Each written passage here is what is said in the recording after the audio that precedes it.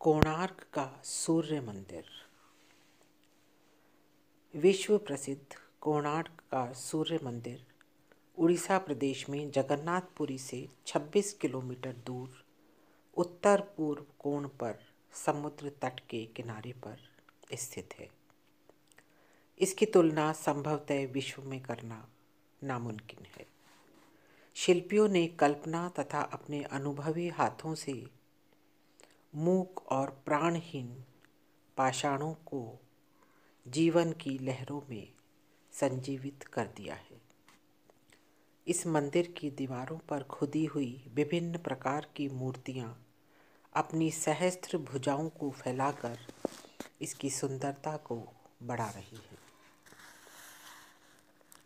11वीं शताब्दी में गंगराज प्रथम नरसिंह देव ने 1200 कारीगरों की सहायता से 12 वर्ष में इस मंदिर का निर्माण कार्य संपूर्ण करवाया था, जो आश्चर्य माना गया।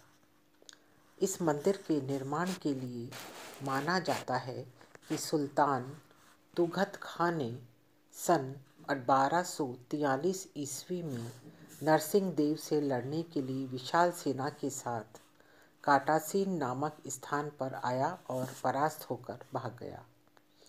इस विजय के कारण नरसिंह देव का सम्मान आसपास के राज्यों में बढ़ गया था।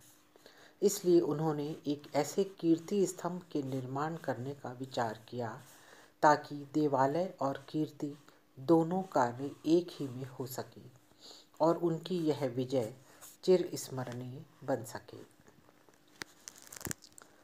समुद्र का गर्जन और सूर्य देव का अपूर्व सौंदर्य नरसिंह देव को हमेशा ही मुग्ध किया करता था। इसके पास ही चंद्रभागा नदी प्रवाहित होती थी, जो आगे जाकर समुद्र में विलीन हो जाती थी। उस काल में पक्की सड़कों का अस्तित्व नहीं था।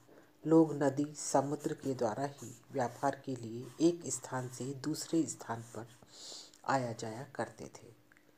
यही कारण था कि इस स्थान पर जनसाधारण का हमेशा आवागमन बना रहता था। इन सभी बातों को ध्यान में रखकर नरसिंह देव ने इस स्थान पर अपना कीर्ति स्तंभ बनवाना निश्चित किया। जिस स्थान पर इस मंदिर का निर्माण करवाया गया, पहले वहां अनेक मंदिर स्थापित थे। इसीलिए इस नए मंदिर का निर्माण ऐसे गड्ढे व कीचड़ से भरे स्थान पर किया गया जिससे मकान निर्माण के लिए अनुपयुक्त समझा जाता था। विशु महारण नामक कारीगर को यह कार्य सौंपा गया। वह इस स्थान को देखकर बड़ा चिंतित हुआ, पर राजा की आज्ञा मानकर वह तैयार हो गया। लेकिन उसने एक शर्त रखी कि जब तक इस मंदिर का काम लगातार चलता रहेगा, कोई यहाँ से जाएगा नहीं। इस प्रकार लगातार बिना रुके इस मंदिर का निर्माण कार्य चलता रहा।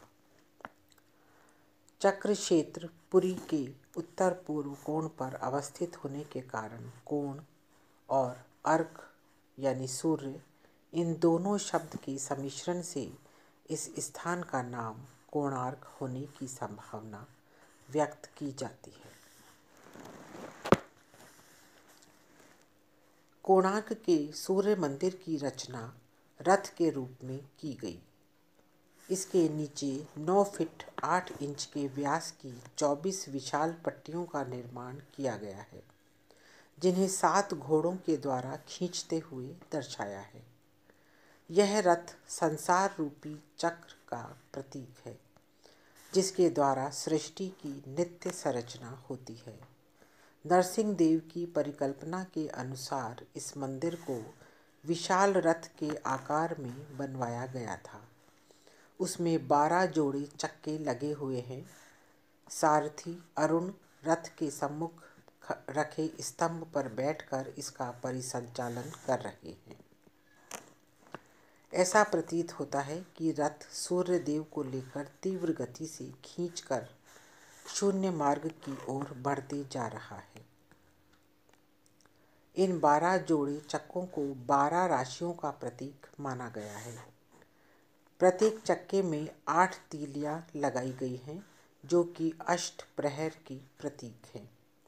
7 घोड़ों को 7 दिनों के प्रतीक रूप में दर्शाया गया है।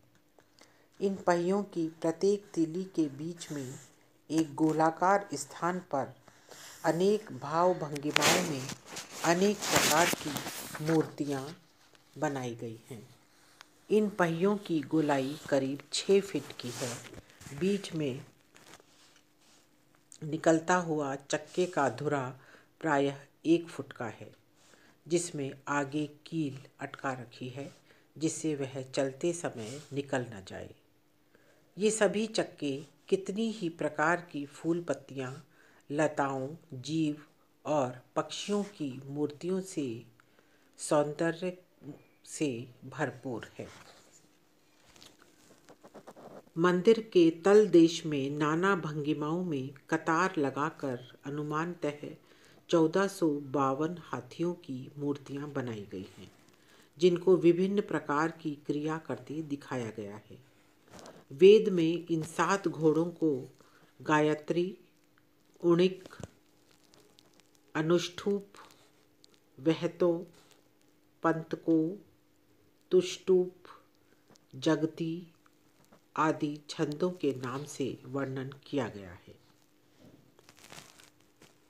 स्थापत्य की दृष्टि से इस सूर्य मंदिर को 4 भागों में बांटा जा सकता है। पहला है विमान प्रधान मंदिर, दूसरा जगमोहन जहाँ दर्शकों के बैठने का स्थान है, तीसरा नृत्य मंडप आरती के समय वाद्य यंत्र लेकर नृत्य करने का स्थान, और चौथा भोग मंडप यानी देवता के लिए भोग रखने का स्थान।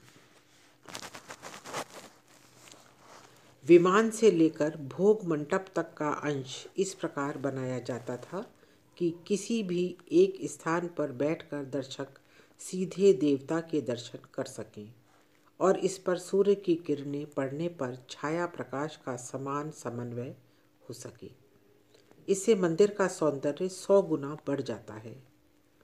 इस अंश को 3 अंश से 7, 9 अंशों तक बढ़ाते थे और इनका नामकरण इस प्रकार करते थे जैसे त्रिरथ, पंचरथ, सप्तरथ और नवरथ।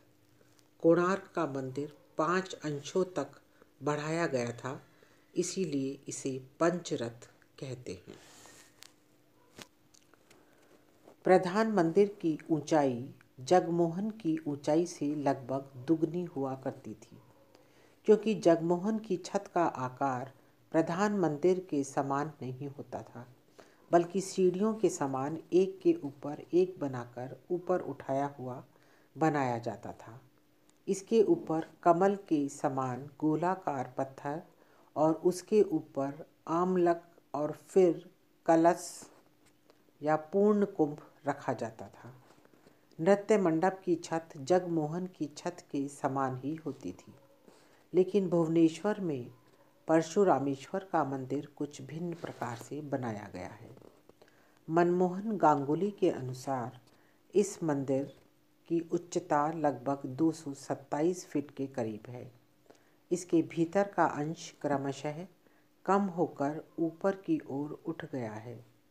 घट की लंबाई चौड़ाई 32 फीट की समचतुष्कोण है। स्थापत्यों को यह संदेह था कि इस प्रकार के खिलौने अगर ऊपर का भार संभालने में असमर्थ हुए तो छत अवश्य गिर जाएगी। यही कारण है कि उन्होंने लोहे की मोटी मोटी कड़ियाँ लगाकर इन खिलौनों को सुदृढ़ करने का प्रयत्न किया था।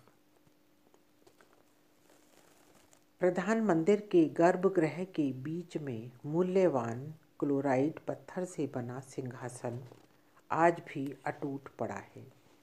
इसी सिंहासन के ऊपर खड़े होकर मंदिर अधिष्ठाता स्वयं सूर्यदेव अपने सहस्त्रों भक्तों की पूजा ग्रहण किया करते थे। इसके नीचे वेदी के तल देश में बड़ी निपुणता के साथ असंख्य श्रेणीबद्ध हस्तियाँ की मूर्तियाँ खुदी हुई हैं।